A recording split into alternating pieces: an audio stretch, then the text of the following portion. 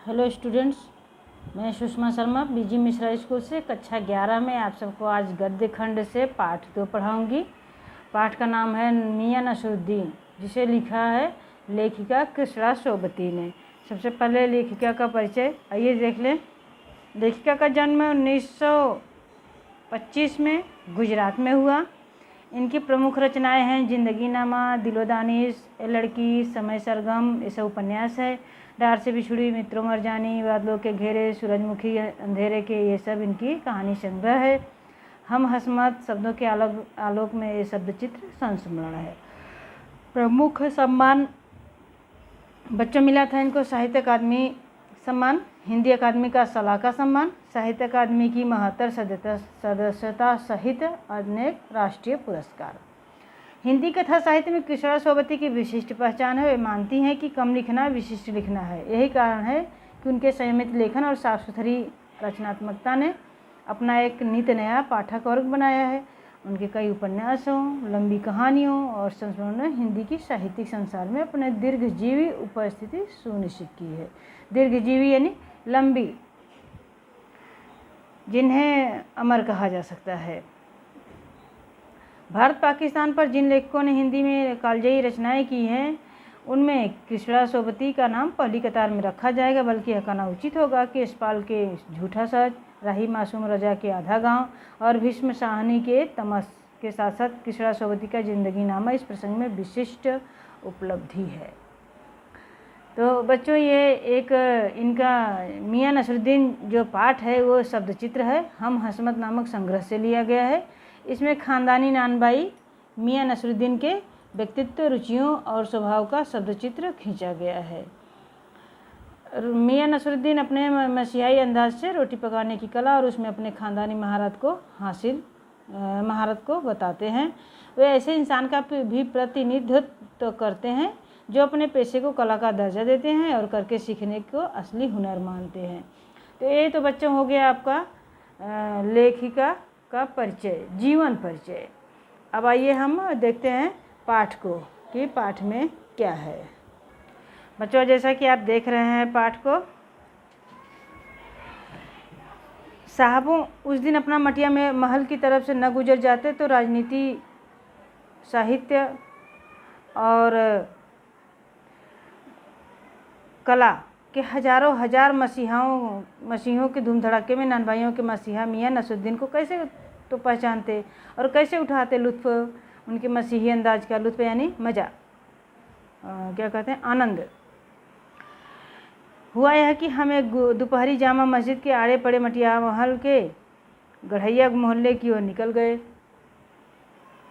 एक निहायत मामूली अंधेरी सी दुकान पर पटापट आटे का ढेर सनते देख ठिठके। सोचा सेवइयों की तैयारी होगी, पर पूछने पर मालूम हुआ कि खानदानी नानबाई मियां नसरुद्दीन की दुकान पर खड़े हैं। मियां मशहूर हैं 56 किस्म की रोटियां बनाने के लिए। हमने जो अंदर झांका तो पाया मियां चारपाई पर बैठे बीड़ी का मजा ले रहे हैं। मौसमों की मार से पका चेहरा, आंखों में काइयाँ भोलापन और पेशानी पर मजे हुए कारीगर के तेवर। यानी बच्चों, ये इनका व्यक्तित्व का वर्णन था। हमें ग्राहक समझ मियां ने नज़र उठाई। फरमाइए, झिझक ने से कहा, आपसे कुछ एक सवाल पूछने थे, आपको वक्त हो तो? मियां नसरुद्दीन ने पंच हजारी अंदाज से सिर हिलाया। निकाल लेंगे वक्त थोड़ा, पर यह तो कहिए आपको पूछना क्या है? फिर घूर कर देखा और जोड़ा यानी आगे बात बढ़ाई। मियां, कहीं अखबार नवीस तो नहीं हो? यह तो खोजियों की खुराफात है। हम तो अखबार बनाने वाले और अखबार पढ़ने वाले दोनों को ही निठल्ला समझते हैं। यानी अखबार के खिलाफ बोल रहे थे। हाँ, कामकाजी आदमी को इससे क्या काम है? खैर, आपने यहाँ तक आने की तकलीफ उठाई ही है तो पूछिए, क्या पूछना चाहते हैं? पूछने आया था कि किस्म किस्म की रोटी पकाने का इल्म आपने कहाँ से हासिल किया, ये इन्होंने पूछा। मियां नसरुद्दीन ने आंखों के कंचे पर हम पर फेर दिया। आंखों के कंचे यानी आँख बड़ी बड़ी करके देखा इन्होंने। फिर तरेर कर बोले, क्या मतलब? पूछिए साहब, नानबाई लेने की कहीं और जाएगा क्या? नगीना साज के पास, क्या आईना साज के पास, क्या मीना साज के पास, या रफूगा रंगरेज या तेली तंबोली से सीखने जाएगा? क्या फरमा दिया साहब, यह तो हमारा खानदानी पेशा ठहरा। हाँ, इल्म की बात मत पूछिए, जो कुछ भी सीखा अपने वालिद उस्ताद से ही। मतलब यह कि हम घर से न निकले कि कोई पैसा अख्तियार करेंगे। बाप दादा का हुनर था वही उनसे पाया, और वालिद मरहूम के उठ जाने पर आ बैठे उन्हीं के ठीए पर। आपके वालिद? मियाँ नसरुद्दीन की आंखें लम्हा भर को किसी भुट्टी में यानी भट्टी में गुम हो गई। लगा गहरी सोच में है। फिर सिर हिलाया। क्या आंखों के आगे जैसे चेहरा जिंदा हो गया। हाँ, हमारे वालिद साहिब मशहूर थे मियाँ बरकत शाही नानबाई गढ़ैया वाले के नाम से, और उनके वालिद यानी कि हमारे दादा साहिब थे आला नानबाई मियाँ कल्लन। आपको इन दोनों में से किसी न किसी की भी कोई नसीहत याद हो? नसीहत कहें कि मियाँ, काम करने से आता है, नसीहतों से नहीं। हाँ, वजह फरमाया है, पर यह तो बताइए कि जब आपने यानी हमने भट्टी की ओर इशारा किया, इस पर काम पर लगे तो वालिद साहिब ने सीख के तौर पर कुछ तो कहा होगा। नसरुद्दीन साहब ने जल्दी 2-3 कस खींचे, फिर गला साफ किया और बड़े अंदाज से बोले, अगर आपको कुछ कहलवाना ही है तो बताए दिए देते हैं। आप जानो, जब बच्चा उस्ताद के यहाँ पढ़ने बैठता है तो उस्ताद कहता है कह अलिफ, बच्चा कहता है अलिफ। कह बे, बच्चा कहता है बे। कह जिम, बच्चा कहता है जिम। इस बीच उस्ताद जोर का एक हाथ सिर पर धरता है और शागिर्द चुपचाप परवान करता है। समझे साहिब, एक तो पढ़ाई ऐसी है, दूसरी बात बीच में छोड़ सामने से गुजरते मीर साहब को आवाज़ दे डाली, कहो भाई मीर साहब, सुबह न आना हुआ, पर क्यों? मीर साहब ने सिर हिलाया। मियाँ, अभी लौट के आते हैं तो बतावेंगे। आप दूसरी पढ़ाई की बाबत कुछ कह रहे थे ना? इस बार मियाँ नसरुद्दीन यूँ सिर हिलाया कि सुकरात हों। सुकरात एक महान वो थे, क्या कहते हैं, हमारे रचनाकार। हाँ, एक दूसरी पढ़ाई भी होती है, सुनिए। अगर बच्चे को भेजा मदरसे तो बच्चा बोला न कच्ची में बैठा, न पक्की में बैठा, न दूसरी में और जा बैठा तीसरी में। हम यह पूछेंगे कि उन 3 जमातों का क्या हुआ? जमात यानी कक्षा। क्या हुआ उन 3 क्लासों का? अपना ख्याल था कि मियाँ नसरुद्दीन नानबाई अपनी बात का निचोड़ भी निकालेंगे, पर वो हम ही पर दागते रहे। आप ही बताइए, उन 2-3 जमातों का क्या हुआ? यह बात मेरी समझ के तो बाहर है। इस बार शाही नानबाई मियाँ कल्लन के पोते अपने बचे खुचे दांतों से खिलखिला के हंस दिए। बचे खुचे दांत नहीं, शायद कम दांत बचे थे, सब टूट चुके थे। मेरा मतलब क्या साफ न था? लो साहिबो, अभी साफ हुआ जाता है। जरा सी देर को मान लीजिए, हम बर्तन धोना न सीखते, भट्टी बनाना न सीखते, भट्टी को आँच देना न सीखते, तो क्या हम सीधे सीधे नानबाई का हुनर सीख जाते? मियाँ नसरुद्दीन हमारी ओर कुछ ऐसे देखा किए कि उन्हें हमसे जवाब पाना हो। फिर बड़े ही मज़े अंदाज में कहा, कहने का मतलब साहिब कि यह तालीम की तालीम भी बड़ी चीज़ होती है। सिर हिलाया है साहिब, माना। मियाँ नसरुद्दीन जोश में आ गए। हमने न लगाया होता खुमचा तो क्या यहाँ बैठे होते आज? मियाँ को खुमचे वाले दिनों में भटकते देख हमने बात का रुख मोड़ा। आपने खानदानी नानबाई होने का जिक्र किया था, क्या यहाँ और भी नानबाई है? मियाँ ने घूरा। बहुतेरे पर खानदानी नहीं। सुनिए, दिमाग में चक्कर काट गई है एक बात। हमारे बुजुर्गों से बादशाह सलामत ने यूँ कहा, मियाँ नानबाई कोई नई चीज़ खिला सकते हो, हुक्म कीजिए जहाँ अपना। बादशाह सलामत ने फरमाया, कोई ऐसी चीज़ बनाओ जो न आग से पके और न पानी से बने। क्या उनसे बनी ऐसी चीज़? क्यों न बनती साहिब। बनी और बादशाह सलामत खूब खाई और खूब सराही।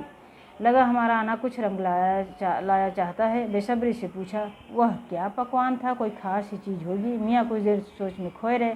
सोचा पकवान पर रोशनी डालने को है कि नसरुद्दीन साहिब बड़ी रुखाई से बोले, हम न बताएंगे।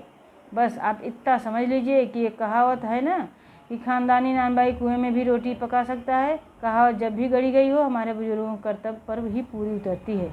मज़ा लेने के लिए टोका। कहावत है सच्ची भी है कि? मियाँ ने तरेरा, और क्या झूठी है? आप ही बताइए। रोटी पकाने में झूठ का क्या काम? झूठ से रोटी पकेगी क्या? पकती देखी है कभी? रोटी जनाब पकती है आँच से, समझे? सिर हिलाना पड़ा। ठीक फरमाते हैं। इस बीच मियाँ ने किसी और को पुकार लिया, मियाँ रहमत, इस वक्त किधर को? अरे वह लौंडिया ना आई रुमाली लेने, शाम को मंगवा लीजो। मियाँ एक और बात आपको बताने की जहमत उठानी पड़ेगी। मियाँ ने एक और बीड़ी सुलगा ली थी।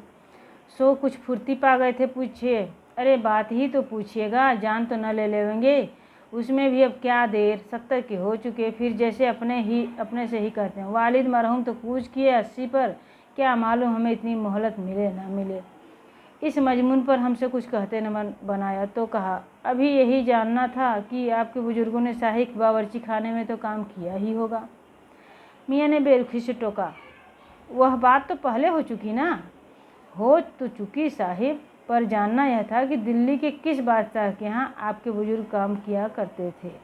अजी साहिब, क्यों बाल की खाल निकालने पर तुले हैं? कह दिया ना कि बादशाह के यहाँ काम करते थे, सो क्या काफ़ी नहीं? हम खिसियानी हंसे। खिसियानी यानी थोड़ा सा, यानी पसंद की बात ना हो फिर भी उसमें हंसना, थोड़ा सा गुस्से में खींच करके। है तो काफ़ी, पर ज़रा नाम लेते तो उसे वक्त से मिला लेते खूब। पर किसे मिलाते जनाब आप वक्त से? मियाँ हंसे और जैसे हमारी खिल्ली उड़ाते हो, इस प्रकार से ऐसा लगा लेखिका को। वक्त से वक्त को किसी ने मिलाया है आज तक? खैर पूछिए, किसका नाम जानना चाहते हैं? दिल्ली के बादशाह का ही ना, उनका नाम कौन नहीं जानता, जहाँ अपना बादशाह सलामत ही ना। कौन से? बहादुर शाह जफर की, मियाँ ने खींच कर कहा। फिर अलट पलट के वही बात लिख लीजिए, बस यही नाम। आपको कौन बादशाह के नाम चिट्ठी रुक्का भेजना है कि डाक खानों के लिए सही नाम पता ही जरूरी है?